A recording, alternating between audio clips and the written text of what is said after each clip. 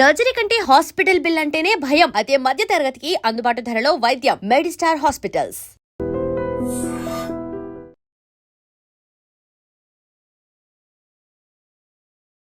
నమస్కారం, welcome to I dream.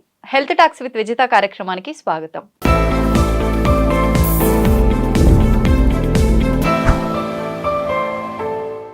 ప్రస్తుతం మనతో పాటు ఉన్నారు doctor Sujith Kumar, senior consultant surgeon, robotic surgeon, 20 ఏళ్ల అనుభవం కలిగిన వారు. ఇప్పుడు వారితో మాట్లాడి మనకున్న ప్రత్యేకించి గాల్ బ్లాడర్లో స్టోన్స్ ఎందుకు వస్తాయి, ఎవరికి వస్తాయి, ఏ వయసు వాళ్ళలో ఎక్కువగా వస్తాయి, ఎక్కువగా మహిళల్లోనే వస్తుంటాయి అని చెప్పి వింటూ ఉంటాము. ఎందుకు మహిళల్లోనే వస్తాయి, మేల్స్లో కూడా ఎక్కువ వచ్చే అవకాశం ఉంటుందా, ఇలాంటి ఆసక్తికరమైన విషయాలు ఇప్పుడు సార్తో మాట్లాడి తెలుసుకునే ప్రయత్నం చేద్దాం.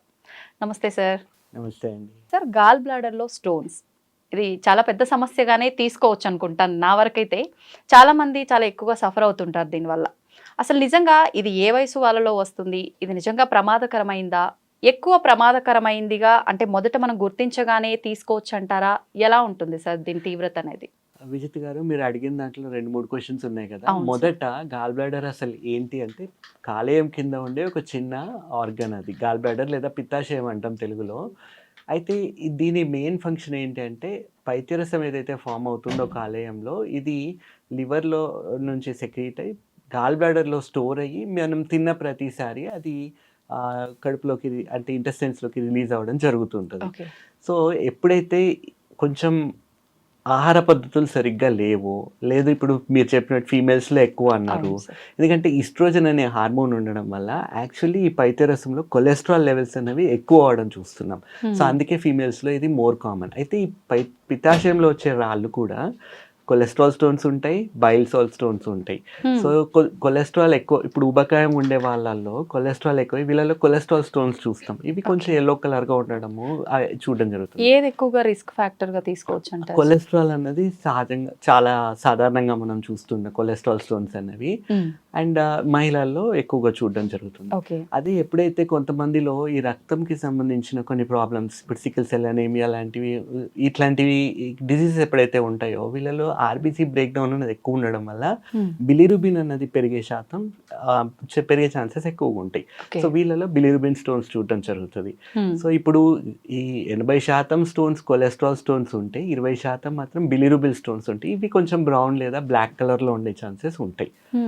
సో ఇదే కాకుండా, రెండు కాకుండా ఇంకొక ఎంటిటీ ఉంటుంది, ఫంక్షనల్ డిస్పెప్సియా అంటాం. అంటే నార్మల్గా మనం ఫుడ్ తిన్నప్పుడు కడుపు ఎట్లనైతే డిస్టెండ్ అవుతుందో, స్టమక్ డిస్టెండ్ అయినప్పుడు గాల్ బ్లాడర్ అనేది కాంట్రాక్ట్ అయ్యి బైల్ జ్యూస్ని రిలీజ్ చేయాలి.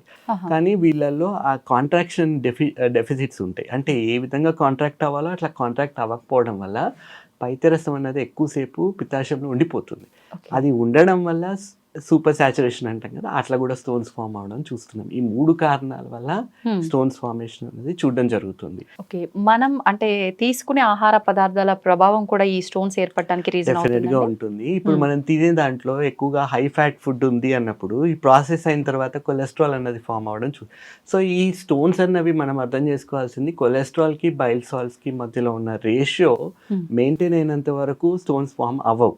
కొలెస్ట్రాల్ శాతం పెరిగినా, బైల్ సాల్ట్ శాతం పెరిగినా స్టోన్స్ అనేవి ఫామ్ అవడం చూస్తాం మనం. సో ఇప్పుడు మనం తినే దాంట్లో హై ఫ్యాట్ ఫుడ్ తింటున్నారు, వీళ్ళలో కొలెస్ట్రాల్ స్టోన్ ఫార్మేషన్ టెండెన్సీ ఎక్కువ ఉంటుంది. అది ఇప్పుడు మీరు చాలా మంది సినీ ఫీల్డ్లో చూసినట్టు ఆర్ మోడలింగ్ ఫీల్డ్లో చూసినట్టు అయితే వీళ్ళు నో ఫ్యాట్ ఫుడ్, లో ఫ్యాట్ ఫుడ్ అంటే వీళ్ళకి ఒక పర్టికులర్ అవగాహన ఉండదు. సో ఏది అంటే తినకపోతే బరువు తగ్గుతాం అనే ఒక అపోహలో వీళ్ళు తినరు. సో ఇట్లాంటప్పుడు ఏమవుతుంది, మీరు తిన్న ఫుడ్లో ఫ్యాట్ ఉంటేనే పైత్యరసం అనేది రిలీజ్ అవ్వడం జరుగుతుంది, ఆ ఫుడ్తో కలవడం జరుగుతుంది. ఫ్యాటే లేకపోతే అసలు గాల్ బ్లాడర్ కాంట్రాక్షన్ అనేది ఉండదు. అట్లా లేని టైంలో కూడా అక్కడ మళ్ళీ బైల్ స్టేసిస్ అయిపోయి స్టోన్ ఫార్మేషన్ అయ్యే ఛాన్సెస్ కూడా ఎక్కువ ఉంటుంది. రెండు రకాల ప్రాబ్లమ్స్ ఉన్నాయి. సో ఇప్పుడు ఇవన్నీ రావడానికి మెయిన్ రీజన్ ఏంటి అంటే అవగాహన సరిగ్గా లేకపోవడం వల్ల, ఎట్లా తినాలి అన్నది తెలియకపోవడం వల్ల అదే Okay. కాకుండా ఇప్పుడు బయట లైఫ్ స్టైల్ చేంజెస్, అవును. జంక్ కల్చర్ ఎక్కువైపోయింది. జంక్ ఇప్పుడు వెస్టర్న్ జంక్ కన్నా మన ఇండియన్ జంకే ఇంకా చాలా డేంజరస్ యాక్చువల్లీ. సో ఇట్లా తినడం వల్ల కూడా దీని ఇన్సిడెన్స్ పెరగడం చూస్తున్నాం. ఇప్పుడు మీరు కొలెస్ట్రాల్ ఫ్యాక్టర్కి సంబంధించిన అవి కూడా చెప్పారు కదా సార్. ఇప్పుడు అది ఓన్లీ చాలా మంది కొలెస్ట్రాల్ అనగానే ఆయిల్ తీసుకోగానే వస్తుంది, అది ఏ రకమైన కొలెస్ట్రాల్ అయినా సరే ఈ భావనలో ఎక్కువగా ఉంటారు. ఇప్పుడు ఈ స్టోన్ కి సంబంధించి కూడా ఆయిల్ ఫుడ్ ఎక్కువ తీసుకుంటేనే ఉంటుందా, మీరు అన్నట్టుగా జంక్ ఇతర పదార్థాలు? గుడ్ ఫ్యాట్ అని ఉంటుంది, బ్యాడ్ ఫ్యాట్ అని ఉంటుంది. ఎప్పుడైనా బైల్ జ్యూస్ అన్నది ఫ్యాట్ డైజెషన్లో మనకు హెల్ప్ చేస్తుంది. సో గుడ్ ఫ్యాట్ తీసుకున్నంత వరకు అది మనకు హెల్పే అవుతుంది. ఈ గుడ్ ఫ్యాట్స్ అంటే దేన్ని అంటే మనం కోకోనట్స్ని, కోకోనట్ ఆయిల్, అవకాడోస్, లేకపోతే ఎక్స్ట్రా వర్జిన్ ఆలివ్ ఆయిల్ ఇవన్నీ అంటున్నాం. లేదంటే గుడ్ నట్స్ అండ్ సీడ్స్ ఉంటాయి, వీటిల్లో గుడ్ ఫ్యాట్స్ ఉంటాయి. సో ఈ తినడం వల్ల బాడీకి హెల్ప్ అవుతుంది. కానీ ఈ జంక్ ఎప్పుడైతే ఎక్కువైపోతుందో దీని నుంచి కొంచెం ప్రాబ్లమాటిక్గా తయారవుతుంది. ఇప్పుడు ఈ స్టోన్స్ ఒకసారి ఫామ్ అయ్యాయి అని అంటే ఆ పర్సన్ లో ఎలాంటి చేంజెస్ ఉంటాయి, ఎలా ఐడెంటిఫై చేయొచ్చు అంటారు? సో ఇప్పుడు symptoms basically gallbladder contract అయిన ప్రతిసారి ఈ స్టోన్ అన్నది తోసి ముందుకు వచ్చేస్తుంది. సో పిత్తాశయం నుంచి వచ్చే పైత్య నాళాలు ఏవైతే ఉంటాయో, పెద్ద సిస్టిక్ డక్ట్ ఉంటుంది, కామన్ బైల్ డక్ట్ ఉంటుంది. సో ఈ స్టోన్ ఎప్పుడైతే స్లిప్ అయి ముందుకు వచ్చి ఇరిటేట్ చేస్తూ ఉంటుందో వాళ్ళకి పెయిన్ రావడం చూస్తాం. ఈ పెయిన్ కూడా కుడి పక్కన పై భాగంలో ఎక్కువగా రావడం చూస్తాం. అంటే గాల్ బ్లాడర్ ఉండే ప్లేస్ అది కాబట్టి అక్కడ నార్మల్ ఫస్ట్ పెయిన్ అన్నది చెప్పడం జరుగుతుంది. ఫుడ్ తీసుకున్నాక పెయిన్ ఇంక్రీజ్ అవుతుంది అని చెప్తారు. అండ్ చాలా మంది కొంచెం ఓపిక ఎక్కువ ఉండి టాలరెన్స్ ఎక్కువ ఉన్న వాళ్ళలో అది they will think it as acute gastric, acidity ఎక్కువైందనే లక్షణాలాగా దాన్ని ఫీల్ అవుతా ఉంటారు. సో ఇప్పుడు చాలా మందికి కాంప్లికేట్ అయింది, కోలిసిస్టైటిస్ డెవలప్ అయింది అన్నప్పుడు పెయిన్తో పాటు ఫీవర్ ఉంటుంది, ఫీవర్తో పాటు వాంతులు ఉంటాయి, వామిటింగ్స్ ఉంటాయి. అండ్ ఈ పెయిన్ అనేది ఇక్కడ మొదలయ్యి it can radiate to the shoulder blades మధ్యలోకి రేడియేట్ అవ్వచ్చు, కుడి షోల్డర్కి రేడియేట్ అయ్యే ఛాన్సెస్ ఉంటాయి, బ్యాక్ రేడియేట్ అవ్వచ్చు. కొన్నిసార్లు ఈ స్టోన్స్ అనేవి స్లిప్ అయ్యి సిబిడి కామన్ బైల్ డక్ట్లోకి వచ్చి అబ్స్ట్రక్ట్ చేసాయంటే కొలాంజైటిస్ లాంటి లక్షణాలు రావచ్చు. అంటే ఆ సిబిడి డయామీటర్ అనేది పెరిగిపోతుంది. వీళ్ళలో సర్జికల్ జాండీస్ అన్నది చూస్తాం. జాండీస్లో కూడా మెడికల్ జాండీస్, సర్జికల్ జాండీస్ ఉంటుంది. వీళ్ళలో డైరెక్ట్ బిలిరుబిన్ పెరిగిపోవడం చూస్తాం. సో ఇప్పుడు ఆ పైత్య రసం అన్నది కిందికి ఆ నల్ల వాట్ ఎవర్ పైత్య నాళం గుండా it should enter in to the small intestine. ఇప్పుడు ఇది అడ్డుపడుతుంది కాబట్టి పైత్య రసం అనేది కిందికి రాదు, అది బాడీలో జాండీస్ లాగా మేనిఫెస్ట్ అవుతూ ఉంటుంది. సో మళ్ళీ దీనికి మొత్తం ట్రీట్మెంటే మళ్ళీ చేంజ్ అయిపోతుంది. సిబిడి ఎక్స్ప్లోరేషన్ చేసి ఆ సిబిడి స్టోన్స్ అన్న తీయాలి, లేదు పేషెంట్ ఫిట్గా లేరు అన్నప్పుడు మళ్ళీ వాళ్ళని ఈఆర్సిపి అని టెస్ట్ చేసి ఆ స్టోన్ రిట్రీవ్ చేసి స్టెంట్ వేయడం కంప్లీట్గా డిఫరెంట్గా అయిపోతుంది. అప్పుడు రిస్క్ ఇంకా డబుల్ అయ్యే ఛాన్సెస్, డబుల్ అని చెప్పలేము. అంటే ఇంకా డెఫినెట్లీ సింపుల్గా అయిపోయే ప్రొసీజర్ని మనం ఒక 6 వారాల దాకా డిలే చేసుకున్నట్టు అవుతుంది. మీరు అన్నట్టు రెండో ప్రొసీజర్ కూడా అయ్యే ఛాన్సెస్ ఉంటాయి. ఓకే, అయితే వన్స్ ఇప్పుడు మీరు చెప్పిన సిమ్టమ్స్ ఎవరికైతే కనిపించగానే మీరు ఇందాక అన్నట్టుగా చాలా మంది గ్యాస్ట్రిక్ ప్రాబ్లమ్ ఏమో, ఫుడ్ ఎఫెక్ట్ వల్ల అల్సర్ ఫామ్ అయ్యి అలా అవుతుందేమో, ఇలా ఆలోచించి చాలా డిలే చేస్తుంటారు డాక్టర్ కన్సల్టేషన్ కి. వన్స్ ఒకసారి ఇలాంటి సిమ్టమ్స్ కనిపించినాక వెంటనే హాస్పిటల్కి రావాల్సి ఉంటుందా, లేదు అనంటే ఎంతవరకు వస్తే కనుక రిస్క్ తక్కువ ఉండే అవకాశం ఉంటుంది? నా ఎక్స్పీరియన్స్లో ఎప్పుడైతే మనం దాన్ని సొంత నిర్ణయాలు తీసుకొని మనం ఓవర్ ది కౌంటర్ మెడిసిన్ తీసుకొని ఆ ప్రాపర్ గైడెన్స్ లేకుండా ఏదైతే చేస్తున్నామో వాళ్ళలోనే ప్రాబ్లమ్స్ ఎక్కువ అవడం చూస్తున్నాం. సో ఎప్పుడైనా కానీ ప్రాబ్లం ఉందన్నప్పుడు సింపుల్గా వెళ్ళి ఒకసారి కన్సల్ట్ అవుతాయి. ఇప్పుడు ఇంకోటి అండి, చాలా మంది ఏం భయపడతా ఉంటారు, ఇప్పుడు సర్జన్ దగ్గరికి పోతే ఫస్ట్ సర్జరీ చేసేస్తారు. అట్లా ఉండదు. 100 కేసులు వస్తే దాంట్లో 10 మందిలో ప్రాబబ్లీ సర్జరీ అవసరం పడుతుందేమో. ఓకే, అండ్ సో ప్రతిదానికి సర్జరీ ఫస్ట్ సొల్యూషన్ కాదు, ఫస్ట్ మెడికల్ మేనేజ్మెంటే ఉంటుంది. మెడికల్ మేనేజ్మెంట్లో రెస్పాన్స్ కావాల్సినట్టు లేదు, పేషెంట్కి హెల్ప్ అవ్వట్లేదు అన్నప్పుడు నెక్స్ట్ స్టెప్ ఏంటి అన్నది ఆలోచిస్తాం. ఇప్పుడు గాల్ స్టోన్సే ఉన్నాయి, గాల్ స్టోన్స్ కి మెడికల్ మేనేజ్మెంట్ ఉంది, కాకపోతే అది ఎంతవరకు ఎఫెక్టివ్ ఉంది అన్నది క్వశ్చన్ మార్క్. ఎందుకంటే ఇప్పుడు కొంతమందిలో 6 months మెడిసిన్ వాడిన తర్వాత కొత్త స్టోన్స్ ఫామ్ అవ్వట్లేదు, చాలా తక్కువ మందిలో ఆల్రెడీ ఫామ్ అయిన స్టోన్స్ పోవడం అన్నది చూస్తున్నాం. మెజారిటీ ఆఫ్ ది పీపుల్ కొత్తవి ఫామ్ అవ్వట్లేదు. బైల్ జ్యూస్ క్వాలిటీ అన్నది బెటర్ అవ్వడం వల్ల ఇంకా లివర్ పనితనం అన్నది మెరుగ్గా అవ్వడం చూస్తున్నాం.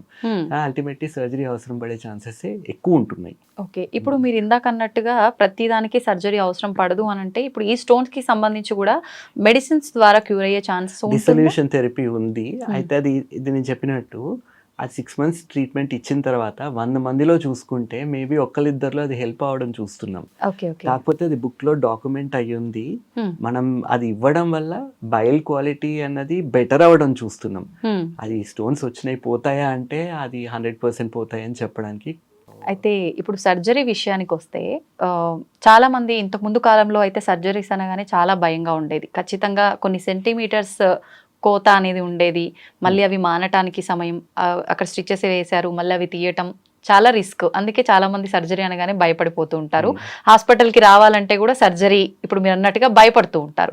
ఇప్పుడు అలా కాకుండా మనకు సర్జరీ కోతలు లేకుండానే లాప్రోస్కోపీ అని చెప్పి, మనకు రోబోటిక్ అని చెప్పి రకరకాలుగా ఉన్నాయి. దీనికి ఏ సర్జరీ ప్రిఫర్ చేస్తుంటారు? లేదండి, ఇప్పుడు ఏదైనా కానీ ఓపెన్ సర్జరీ అయినా లాప్రోస్కోపీ అయినా మనం పేషెంట్ వయసు, వాళ్ళకున్న కోమార్బిడిటీస్ ఎట్లా ఉన్నాయి, ఊపిరితిత్తులు, గుండె పనితనం ఎట్లా ఉంది, అది చూసి వాళ్ళకి ఏది కరెక్ట్ అన్నది చెప్పడం జరుగుతుంది. అయితే ఈ రెండిట్లో ఏది బెటర్ అంటే గాల్ బ్లాడర్ రిలేటెడ్గా లాప్రోస్కోపీ అనేది గోల్డ్ స్టాండర్డ్ అయిపోయింది ఆల్రెడీ. లాస్ట్ 10-15 ఏళ్ళ నుంచి కూడా లాప్రోస్కోపీ అన్నది మోర్ యాక్సెప్టబుల్ ఉంది అండ్ పేషెంట్ వైజ్ కూడా రికవరీ చాలా ఫాస్ట్గా ఉండడం చూస్తున్నాం. ఇంతకుముందు ఇదే సర్జరీ ఎప్పుడైతే ఓపెన్ సర్జరీ చేస్తామో దగ్గర 10 నుండి 12 సెంటీమీటర్ల కట్ ఉండేది, మజిల్స్ అన్నిటిని కట్ చేసేవాళ్ళం. అయితే ఇప్పుడు లాప్రోస్కోపీ కీ హోల్ సర్జరీ అని కూడా అంటాం దీన్ని. సో దీన్ని ఏంటంటే ఇక్కడ మజిల్స్ని కట్ చేయం, మనం దాన్ని స్ప్లిట్ చేసి ట్రోకర్స్ పాస్ చేసి 1 సెంటీమీటర్ ఇన్సిషన్స్ 2 ఉంటాయి, 1/2 సెంటీమీటర్ ఇన్సిషన్స్ ఇంకో 2 ఉంటాయి.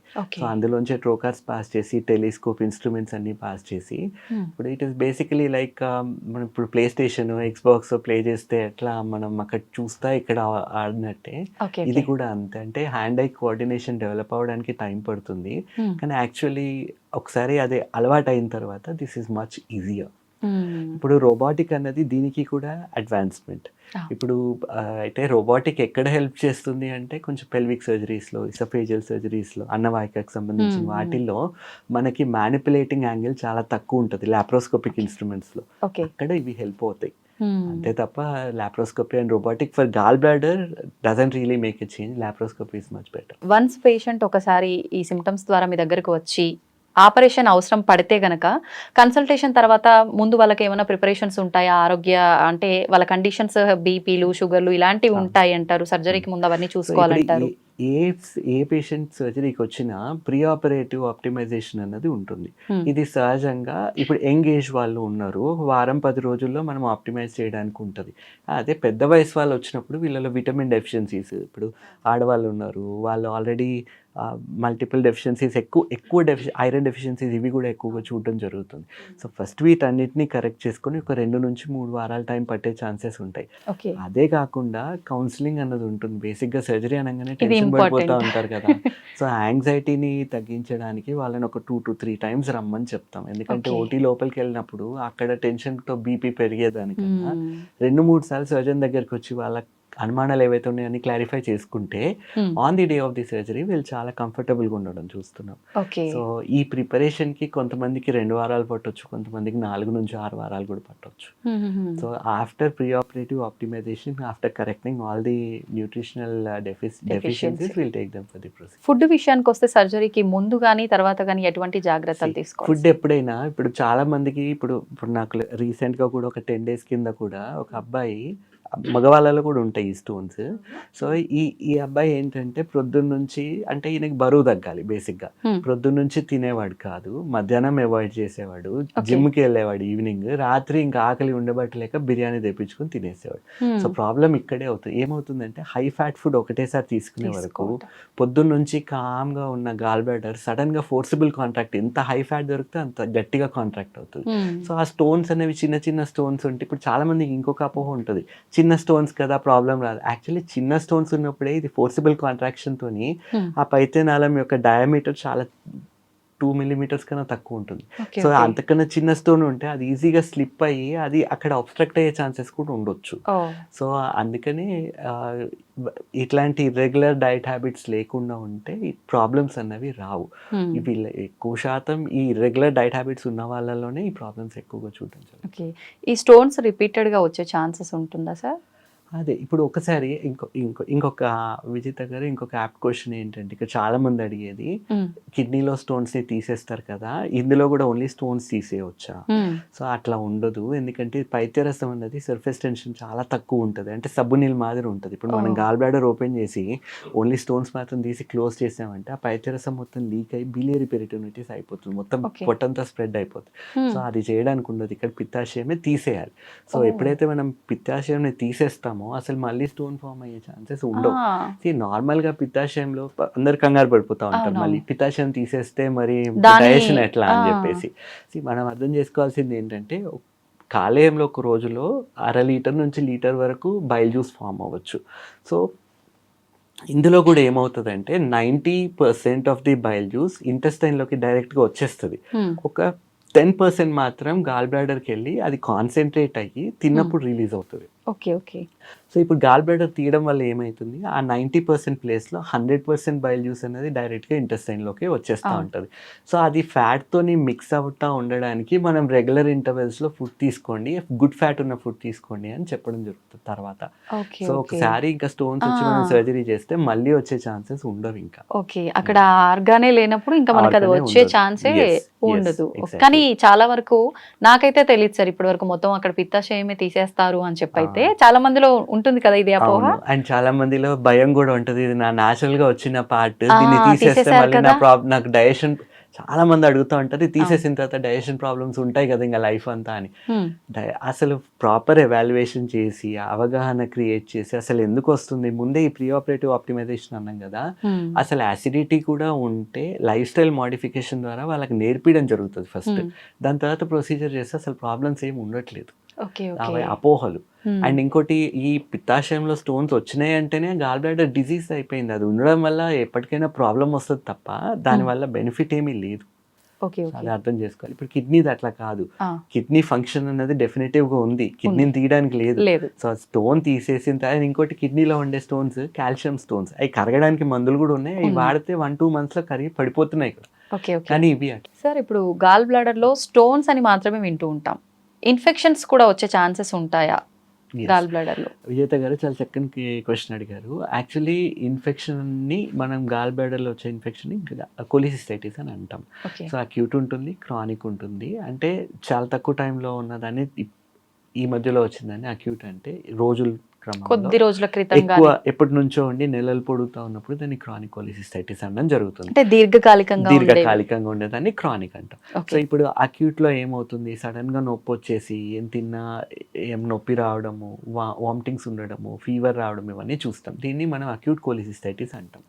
సో ఇందులో కూడా ఏంటి, మనం విత్ ఇన్ 1 or 2 days లో మన దగ్గరకు వచ్చేస్తే సింపుల్గా సర్జరీ చేసేసి డైరెక్ట్గా ఇంటికి పంపడం జరుగుతుంది, అసలు ఎటువంటి కాంప్లికేషన్స్ అనేవి ఉండవు. అయితే ఎప్పుడైతే 2-3 days దాటుతుందో లోపల పిత్తాశయంలో వచ్చే చేంజెస్ చాలా ఉంటాయి. ఆ గాల్ బ్లాడర్ వాల్ ఫ్రైయబుల్గా అయిపోవడం చూస్తాం, అండ్ చుట్టూ ఉండే ఒమెంటమ్, ఇంటెస్టైన్స్ ఇవన్నీ ఇక్కడికి వచ్చి లివర్ దగ్గర అతుకులు పడడం చూస్తాం. సో ఇటు ఒకసారి అతుకులు పడ్డాయంటే అవి వాటిని, అంటే ఇది బాడీ మెకానిజం, అంటే ఆ ఇన్ఫెక్షన్ ఏదైతే ఉందో దాన్ని అంతా ఒక చోట కంటైన్ చేయడానికి. సో ఆ టైమ్లీ ఇంటర్వెన్షన్ ఉంటే ఓకే, లేదు అంటే మొత్తం ఒక మాస్ లాగా ఫామ్ అయిపోతుంది. ఈ టైంలో మనం ఏదైనా చేయడానికి ట్రై చేసినా, ఇప్పుడు ఇంటెస్టైనే ఉంది, ఇది చినిగిపోయే ఛాన్సెస్ ఉంటాయి, ఇంటెస్టైన్స్ పర్ఫరేట్ అవ్వచ్చు, గాల్ బ్లాడర్ పర్ఫరేట్ అవ్వచ్చు, వాల్ చాలా ఫ్రైయబుల్గా ఉంటుంది. సో ఇట్లాంటి కేసెస్లో ఏం చేస్తాం, అన్లెస్ ఇట్ ఈస్ నీడెడ్, ఏదైనా యాప్సెస్ లాగా ఫామ్ అయింది లేదంటే గాల్ బ్లాడర్ ఎంపైమా లాగా ఫామ్ అయింది అంటే తప్ప మనం ఇన్వాల్వ్ అవ్వము. మనం మెడికల్ మేనేజ్మెంట్ ఇస్తాం, యాంటీబయాటిక్స్ ఇచ్చి ఆ ఇన్ఫెక్షన్ తగ్గేదానికి ఏం చేయాలో అన్నీ చేసి స్లోగా ఒకసారి మనిషి కోలుకున్న తర్వాత 6 నుంచి 8 వారాలు ఆగిన తర్వాత ఆపరేషన్ తీసుకోవడం జరుగుతుంది. ఎమర్జెన్సీ సర్జరీ అవసరం పడే సిచ్యువేషన్స్ ఏమైనా ఉంటాయా సార్? ఉంటాయి. ఇదే సిచ్యువేషన్, అక్యూట్ కొలిసిస్టైటిస్ ఉన్నప్పుడు వెంబడే వచ్చేస్తే మనం 1 or 2 days లోపల అయితే మనం వెంబడే సర్జరీ చేసేయచ్చు. 2-3 days దాటింది అంటే మాత్రం మనం దాని ట్రీట్మెంట్ మొత్తం చేంజ్ అయిపోతుంది.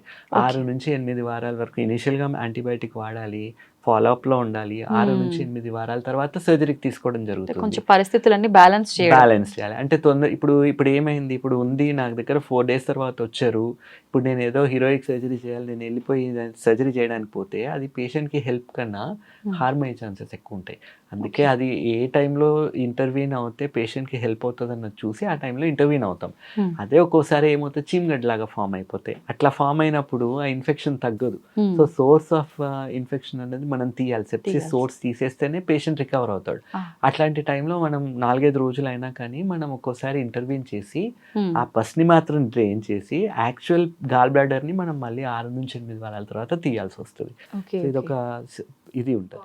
సో ఎప్పుడైనా కానీ ప్రాపర్ అవేర్నెస్తోని ప్రాపర్ సూపర్విజన్లో చేంజ్ చేసుకుంటే గైడెన్స్లో ఉంటే ఇట్లాంటి అన్నెసరీ హెడేక్స్ని మనం అవాయిడ్ చేయవచ్చు. సార్, అసలు మనం టాపిక్ అంతా మాట్లాడుకున్నాము. నేను ఈ క్వశ్చన్ అడగడం మర్చిపోయానో తెలియదు కానీ నాకు ఇప్పుడే అడగాలనిపిస్తుంది. దీనికి సంబంధించి అసలు ఎలాంటి టెస్ట్లు ఉంటాయి? బేసిక్గా అల్ట్రాసౌండ్ స్కాన్ ఉంటుంది కదా, అల్ట్రాసౌండ్ అబ్డామిన్ అని అంటాం. Ultrasound abdomen is enough. So సాధారణంగా ఏం చెప్తాం మనం, ఎనీ పర్సన్ ఒక్కసారి చేయించుకోండి అని. ఇప్పుడు యంగ్ ఏజ్లో ఉంటారు, 15-20 ఏళ్ళకు కూడా వాళ్ళలో మనం గాల్ బ్లాడర్ స్టోన్స్ చూస్తున్నాం. సో ఇప్పుడు చాలా మందికి సికిల్ సెల్ ట్రేట్ అని, సికిల్ సెల్ డిజీజ్ అని ఉంటున్నాయి. చాలా మంది కాదు, సహజంగా ఉంటున్నాయి. కానీ అది మనం బ్లడ్ టెస్ట్ చేయించినప్పుడు వాళ్ళు చేయించుకోరు. బ్లడ్ టెస్ట్ సింపుల్ అల్ట్రాసౌండ్లో స్టోన్స్ ఉంటున్నాయి గాల్ బ్లాడర్లో. అరే గాల్ బ్లాడర్లో ఈ వయసులో స్టోన్స్ ఎందుకు ఉన్నాయని మనం చెక్ చేపిస్తే ఈ వేరే బ్లడ్ డిజార్డర్స్ ఉండడం తెలుస్తుంది. సో ఇట్లాంటి వాళ్ళలో మనం ఏం చేస్తాం, ఈ పిత్తాశయంతో పాటు స్ప్లీన్ అనేది ప్లీహం అంటాం కదా, దాన్ని కూడా తీసేయడం జరుగుతుంది. సో దానికి మళ్ళీ వేరే ప్రోటోకాల్ ఉంటుంది. సో వ్యాక్సినేషన్స్ అన్నీ ఇచ్చి వాళ్ళందరినీ కౌన్సిల్ చేసి, ఇప్పుడు ప్లీహం తీసేస్తే ఓవర్వెల్మింగ్ ఇన్ఫెక్షన్స్ అంటే రేపొద్దున ఏదైనా ఇన్ఫెక్షన్ వస్తే చాలా ఫ్లేర్ అప్ అయ్యే ఛాన్సెస్ ఉంటాయి. సో వాళ్ళని కౌన్సిల్ చేసి వాళ్ళకి చెప్పి ఈ ప్లీహం కూడా కొన్ని వ్యాక్సినేషన్స్ ఇచ్చి తర్వాత 2 సర్జరీలు ఒకటేసారి లాప్రోస్కోపీ ద్వారానే చేయడం జరుగుతుంది. ఇప్పుడు కొన్ని రకాల సర్జరీస్ అయినప్పుడు కొన్ని రకాల ప్రత్యేకమైన డిసీజెస్కి ఖచ్చితంగా లైఫ్ టైం మెడిసిన్ వాడుతూనే ఉండాలి అంటుంటారు. దీనికి సంబంధించి ఎలా ఉంటుంది సార్? అవసరం లేదు. మన లైఫ్ స్టైల్ మోడిఫికేషన్ ఇందాక అనుకున్నట్టు, ఇప్పుడు పైత్యరసం అన్నది ఫ్యాట్ సాల్యుబుల్ విటమిన్ డెఫిషియన్సీ రాకుండా గాల్ బ్లాడర్ ఉండడం వల్ల మనకి ఈ విటమిన్ డెఫిషియన్సీ రాకుండా ఉంటుంది. ఇది లేకపోవడం వల్ల మనం గుడ్ ఫ్యాట్స్ రెగ్యులర్ ఇంటర్వెల్స్లో తీసుకుంటా ఉంటే ఆ విటమిన్ ఏ, డి, ఈ, కే అన్నవి వీటి లెవెల్స్ మెయింటైన్ అవ్వడం చూస్తున్నాం. కాకపోతే ఒకసారి ప్రొసీజర్ తర్వాత once in year are 2 years ఒకసారి ఈ బేసిక్ విటమిన్స్ని చెక్ చేసుకుంటే సరిపోతుంది. డెఫిషియన్సీ వస్తుంది అంటే దాని సప్లిమెంటేషన్ తీసుకోవడం బెటర్. కంప్లీట్ ఫుడ్ విషయంలో ఎలాగో చెప్పారు.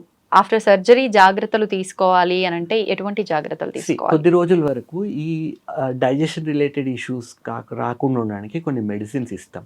దాంతోపాటు వీళ్ళు డయటరీ డిసిప్లిన్ అన్నది ఫాలో అవ్వాలి. ఇప్పుడు ప్రాబ్లం ఫస్ట్ నుండి కూడా ఎందుకు వచ్చింది, ఆహార నియంత్రణ లేకపోవడం, ఇష్టం వచ్చినట్టు తినడం వల్ల వచ్చింది. సో ఇప్పుడు అట్లా కాకుండా వీళ్ళని ఎడ్యుకేట్ చేయడం జరుగుతుంది. ఎవ్రీ 2 hours ఒకసారి ఫైబర్ రిచ్ ఫుడ్ తీసుకోవడము అండ్ ఇంటెస్టైనల్ మూమెంట్స్ అనేవి రెగ్యులర్గా జరుగుతూ ఉండాలి. గుడ్ ఫ్యాట్ అన్నది రెగ్యులర్ ఇంటర్వెల్స్లో ఇస్తూ ఉండాలి. సో అది పైత్యరసంతో కలిసి ఫ్యాట్ సాల్యుబుల్ విటమిన్ డెఫిషియన్సీ రాకుండా ఉంటుంది ఫ్యూచర్లో. So high fibre diet, plenty of oral fluids, early dinner.